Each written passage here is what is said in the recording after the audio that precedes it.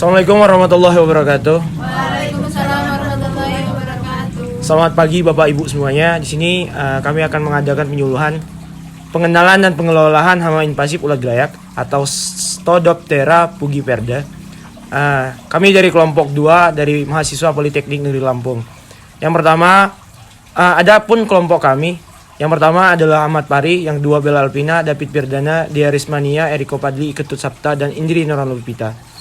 Sebelum kita memasuki materi utama, ada kerangka yang akan saya sampaikan. Yang pertama sejarah serangan ulat gelayak, yang kedua biokologi, yang ketiga gejala serangan dan identifikasi, yang keempat metode pengamatan dan pengenalan di lapangan. Untuk materi pertama akan disampaikan oleh saudari Bella Alpina. Baik, di sini saya akan menyampaikan tentang ulat gelayak Spodoptera pugiperda, fall armyworm atau worm. Ordo Leptera, famili Nucteudea, Sporodoptera pugiperda merupakan native spesies dari Amerika. Menimbulkan kerusakan dan kehilangan hasil pada tanaman jagung. 40% di Honduras, Wicks dan Noil 2006, 72% di Argentina, 21-50% di Afrika. Hasil penelitian menunjukkan secara mayoritas kehilangan hasil sebesar 10-20% pada tingkat investasi yang tinggi.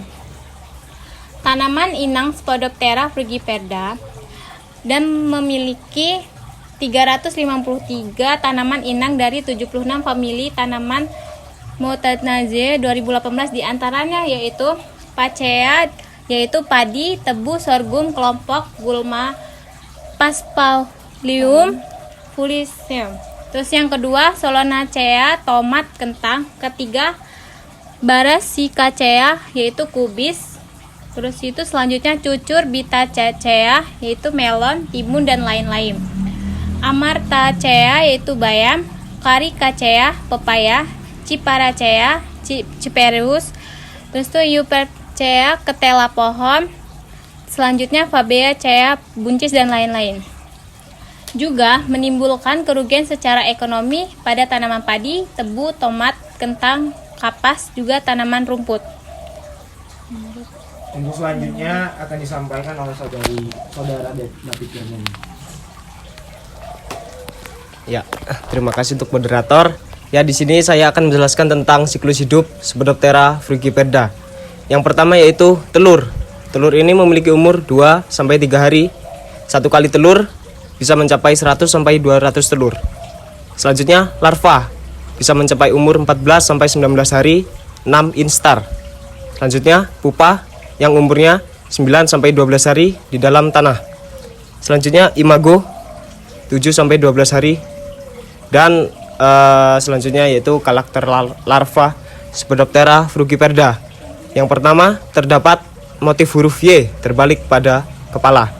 Yang kedua memiliki 4 buah titik pinacula berbentuk segi 4 pada abdomen segmen ke-8.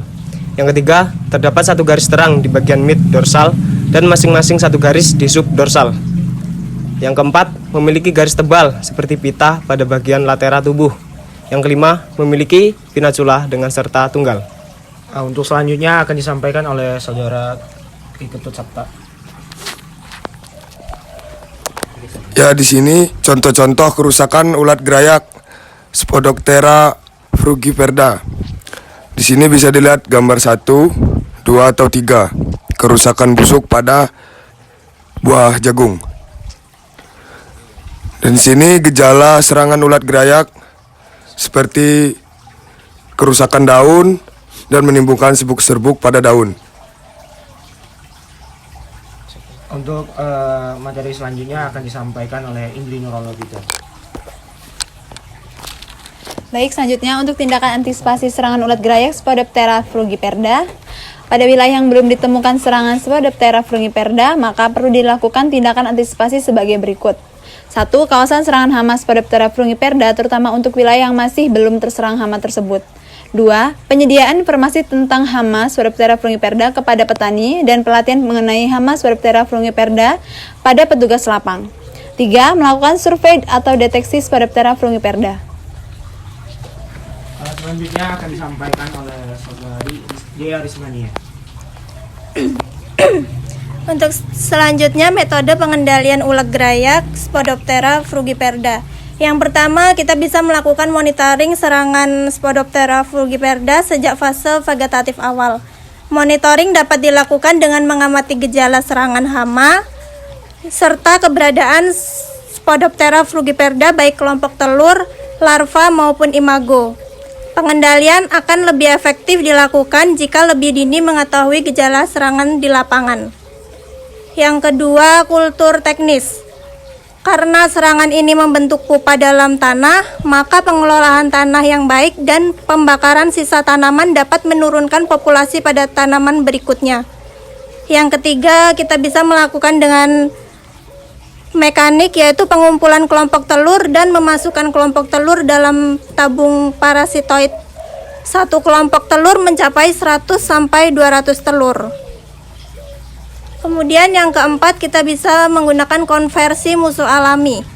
Pemanfaatan agen pengendalian hayati potensial yang dapat dikembangkan seperti kelompok patogen. Contohnya Metarhizium beauvaria. Kelompok parasitoid seperti telur, Telonomus, Aphanteles, Brachymeria. Kelompok ketiga, kita bisa menggunakan predator larva.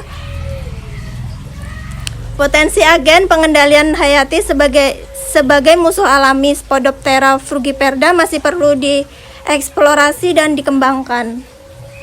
Selanjutnya akan disampaikan oleh saudara Fahri Ahmad Fahri. Baik, terima kasih. Cut nanti tak Pokok. edit. Pokok. Nanti dia edit dulu. Nah, disiapin dulu dah. Dah. Lu sekarang lanjut ke yang akan dijelaskan sama Selanjutnya materi yang akan disampaikan oleh Ahmad Fahri.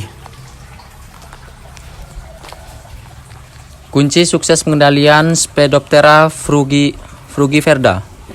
Yang pertama itu adalah monitoring serangan Spodoptera frugiperda sejak fase vegetatif awal dimulai umur tanam, satu masa tanam, karena lebih banyak menyerang tanaman jagung muda. Yang kedua itu monitoring dapat dilakukan dengan mengamati gejala serangan hama Spodoptera frugiperda serta keberadaan Spodoptera frugiperda baik kelompok telur, larva maupun imago. Selain itu, pengendalian akan lebih efektif dilakukan jika lebih dini mengetahui gejala serangan di lapangan. Mungkin itu yang bisa kami sampaikan tentang pengenalan, contoh-contoh kerusakan dan pengendalian pada hama grayak. Terima kasih saya ucapkan kepada Bapak Ibu yang hadir di sini. Mungkin ada beberapa pertanyaan nanti disampaikan di luar forum saja. Untuk itu saya akhiri, wabillahi taufiq wal hidayah. Wassalamualaikum warahmatullahi wabarakatuh.